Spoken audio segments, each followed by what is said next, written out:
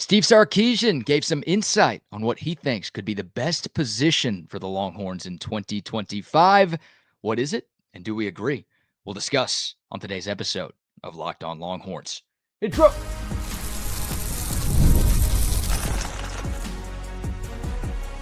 You are Locked On Longhorns, your daily podcast on the Texas Longhorns. Part of the Locked On Podcast Network, your team every day.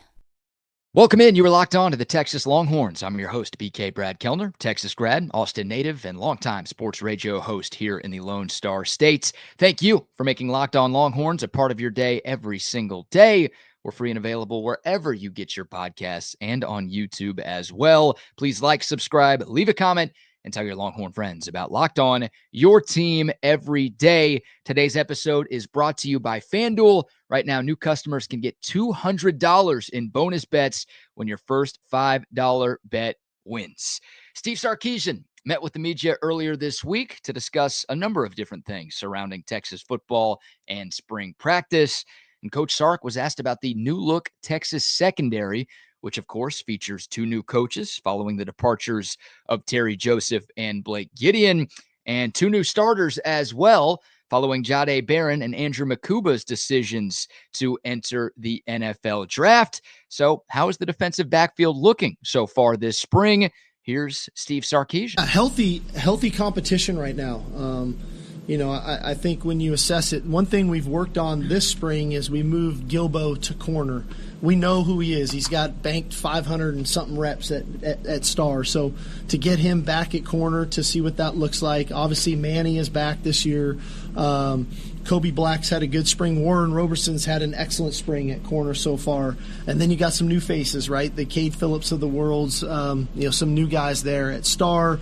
Wardell Max in year two. Grayson Littleton is a true freshman. Ryan Niblett, is a position change. And so when you look at the secondary as a whole, just body type, skill set, ability, corner, star, safeties, I would argue it's probably one of our better, if not our best looking position on the team. That we're going to have plenty of players that are going to contribute on defense, but I think a lot of that group is going to contribute on special teams as well. It's been a group that, we've really tried to recruit a specific skill set, a specific body type. We've got really good length. We're really athletic. We can run in the secondary, and it's allowing us to play a style over there that, as you know, I've always wanted to be. Very aggressive, guys that can do multiple things, but also can help on special teams. So it's been a good group so far. And again, they've got three brand new coaches over there, with Coach Akina,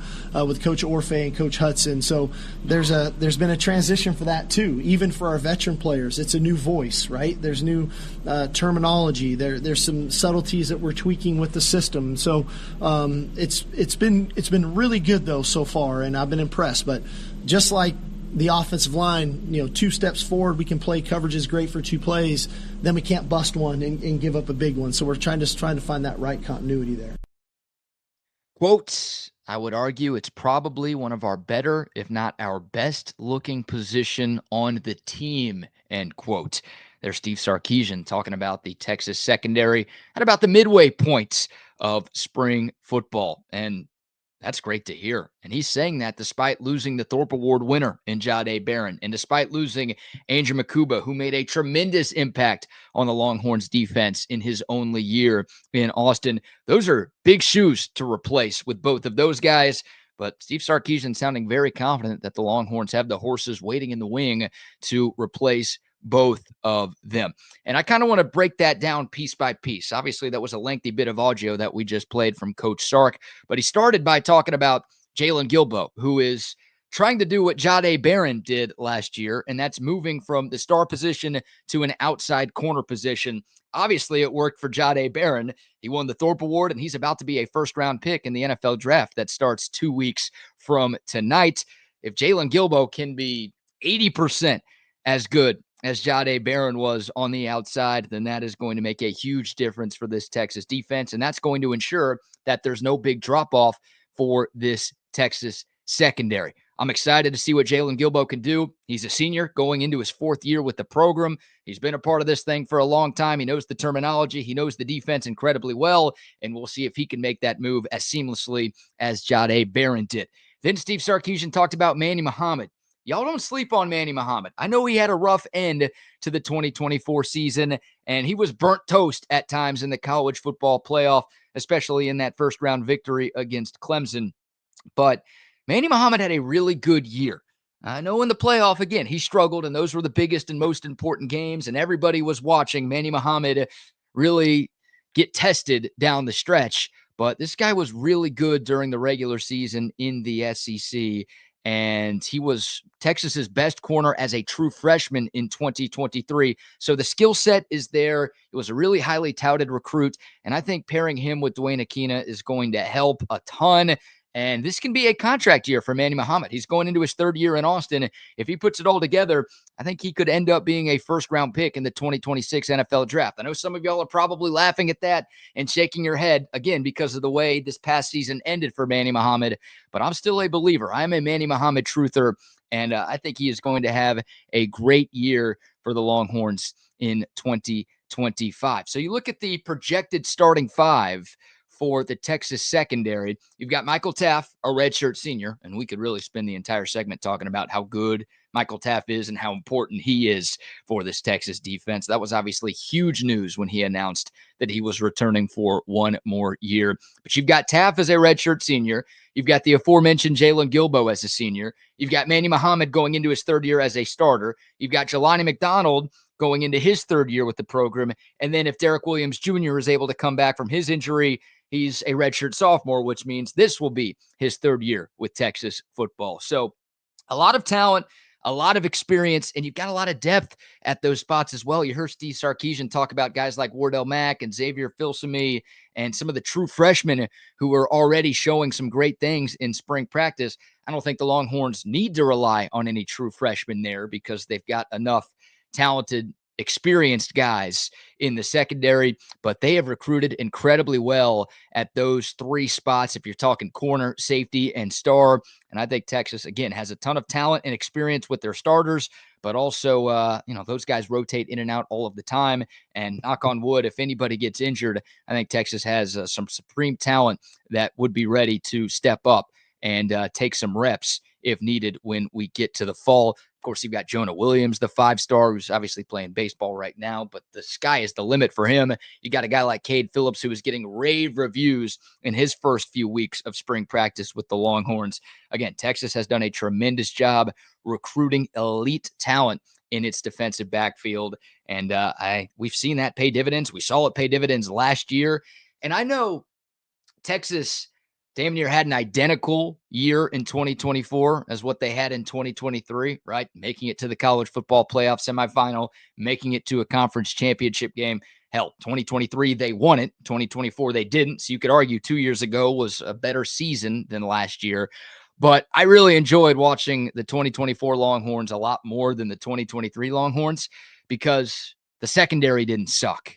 Like, we all remember that semifinal loss to Washington, and it was just helpless if you were a Texas fan, and it probably felt helpless if you were somebody on the Texas offense or, hell, anybody outside of the Texas secondary because Texas just couldn't get Michael Penix Jr. and that Washington offense on the field because, well, they were getting picked apart through the air. The Longhorns ranked 105th in the country in pass defense in 2023. They gave up 255 yards a game that season. Last year, Texas had the 7th ranked pass defense in America, and that number was all the way down at about 174 yards per game. So it's a lot more fun to watch your team play when your secondary doesn't suck. And Texas got the secondary issues cleaned up last year. The hope is that they can be a lot closer to those 2024 numbers than the 2023 numbers. It sounds like Steve Sarkisian is confident that that will be the case, and I tend to agree with him as well. And he talked about special teams a little bit too in that answer. I wonder if any of these secondary players could be the next punt returner for the Longhorns. Obviously, wide receivers have been there the last 3 seasons with Xavier Worthy manning that spot in 2022 and 2023. Then, of course, you had Silas Bolden as your return man last year. All of those guys are off to the NFL. So does Texas look to its secondary to find a punt returner? That's been a big part. That was really the only good part of Texas's special teams this past season. The kicker was a problem. The punter was a problem. They weren't blocking kicks at the rate that they were a couple of years ago. So Silas Bolden was the best special teamer that I think Texas had in 2024.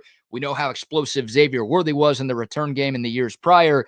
You don't want some sort of big drop-off in that third phase.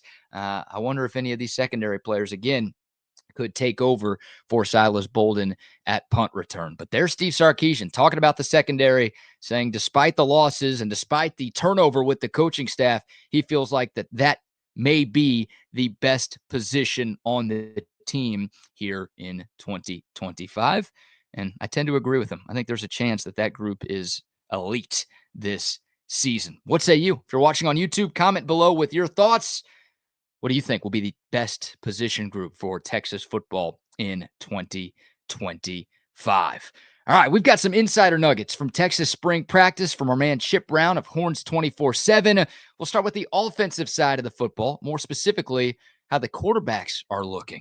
We'll do that next right here on Locked On Longhorns. But first, a word for our friends at FanDuel.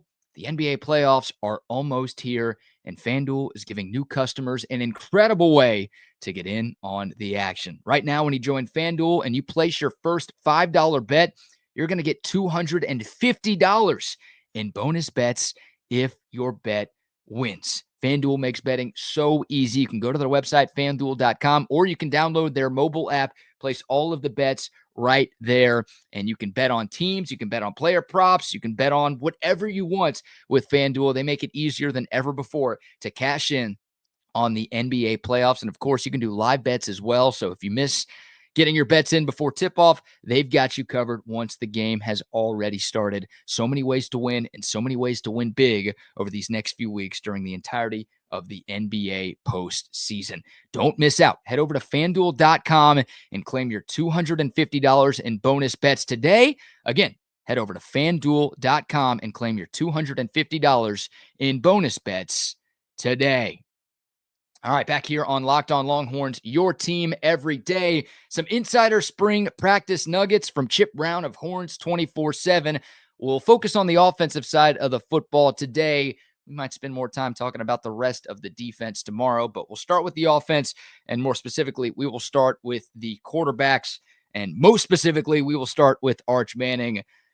Arch Manning's got a lot on his plate right now. DeAndre Moore and Ryan Wingo, the two top receivers, are out for the remainder of the spring, dealing with injuries.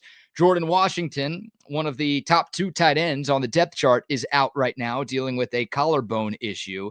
So Arch Manning, going into his first year as a starter, is having to spend a lot of his time mentoring, teaching, and coaching some of the inexperienced skill position players that are trying to work their way into the two deep. Again, I know we've talked about this a lot on this channel, but Ryan Wingo and DeAndre Moore are your only wide receivers with any career collegiate production. So everybody that Arch Manning is throwing the ball to in spring practice right now has yet to record a single catch in college football. And the same goes for the tight end room. Even if Jordan Washington was healthy, he's never caught in a ball in college. But Spencer Shannon, Amari Winston, the rest of that tight end room, none of those guys have done anything in a real college football game. So Arch Manning, despite the fact that he's only started a couple of games in his career, he's got to kind of be the leader. And he's got to be that mature guy right now because, well, most of the guys he's working with have done a hell of a lot less than he has. And oh, by the way, Texas is breaking in 4 new starters on the offensive line. Of course, you've got a guy like Cole Hudson who has played a lot. You've got a guy like Trevor Gooseby who played a ton down the stretch this season. But the point is, there's a lot of inexperience surrounding QB1 right now. And not only is Arch Manning trying to just be QB1 for Texas, he's also having to spend a lot of time mentoring and teaching and coaching up these younger players. So we're really finding out about Arch Manning's leadership skills early in spring ball. The good news is everyone has described his leadership traits as elite for a long time. He's a natural-born leader. I don't think this is very difficult for Arch. And of course, even though it's his first year as the starter, he has been in the program for a couple of years, so he knows this offense incredibly well. And I think he's going to handle this incredibly well. But again, it's a lot for a guy with just 2 career starts. Here's the one thing, according to Chip Brown, that has stood out more than anything in regards to Arch Manning this spring. Quote, he can connect on the deep ball. We're going to throw the ball down the field a ton this year with success, end quote. Manning was more accurate by completion percentage on passes 20-plus yards down the field last season, completed 42% for 4 touchdowns and 1 interception in limited action in 2024. Quinn Ewers was about 38% completion percentage last year, 9 touchdowns to 2 interceptions, obviously with a much bigger sample size. If you watch this team play the last couple of years, I don't have to tell you that maybe the biggest weakness of Quinn Ewers' game was the deep ball, right? Just not consistent enough. He would float balls. He would underthrow guys. He just couldn't quite figure out the deep ball element to his game. And that's probably the reason he's not going to be a super high draft pick here in a couple of weeks, because short and intermediate, he was really good, but the deep shots down the field, not there as consistently as anybody would have liked. I think we all saw some of the throws that Arch Manning made in 2024. He throws a beautiful deep ball, and it sounds like that has been on full display here in the spring. And that's such a difference maker for an offense, right? If you've got the ability to take the top off a defense with those explosive plays through the air. I mean, go back and look at what Steve Sarkisian did at Alabama on that 2020 national championship team when he was the offensive coordinator. Like Mac Jones, who I don't think is Arch Manning, like that was a huge part of the Bama offense. They had a great run game, but also it just felt like on every other series, Bama had a 40, 50, or 60-yard completion for a touchdown. It was just insane. Put up 50 plus in the national title game that year against Ohio State, in large part because of the success of the deep ball in that offense. So yeah, Arch Manning was also really accurate on throws 10 to 19 yards down the field. He completed 61% of his passes there, 2 touchdowns and 0 interceptions last year, but especially the deep shots. I think that is going to be a staple of this Texas offense this year. If you can get the run game going consistently and you've got the ability to stretch the defense with those vertical shots, it's football 101. It goes without saying that that's going to make this Longhorn offense so much more difficult to contain this coming season. Also, a quick nugget on the backup quarterbacks. According to Chip, redshirt freshman Trey Owens has been rock solid. Quote, he gets the ball out on time and on target, end quote. And a quick note on KJ Lacey. He is picking things up quickly. The source that Chip Brown quoted says, quote, he has great moments and freshman moments, end quote. Understandable. A guy who should be in the second semester of his senior year in high school, having to play against what could be one of the best secondaries in college football and practicing against an elite defense that was one of the best in the country this past season. Understandable in your first set of spring practices that you're going to have some of those true freshman moments, but love to hear that KJ Lacey is picking things up quickly, and more so love to hear that Trey Owens has been rock solid, because if you're a Texas fan, you know that it is rare that the guy who starts the season at quarterback for Texas ends up starting every game that season for Texas. I mean, injuries, they happen everywhere, but it feels like they happen more to quarterbacks in Austin than they do just about anywhere else. Knock on wood, not trying to manifest anything here, but at some point, more than likely, you are going to need Trey Owens to step up and make some plays for you.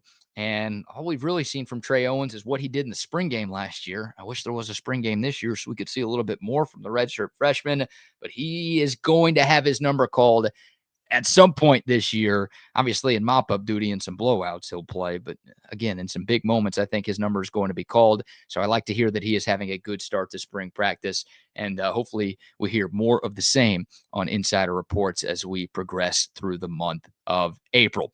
All right, we've got more notes from Texas spring practice. We're going to talk about the rest of the Longhorn offense, including a freshman running back who is turning some heads, a guy who may see the field earlier than you might think. We'll tell you who that is next, right here on Locked on Longhorns.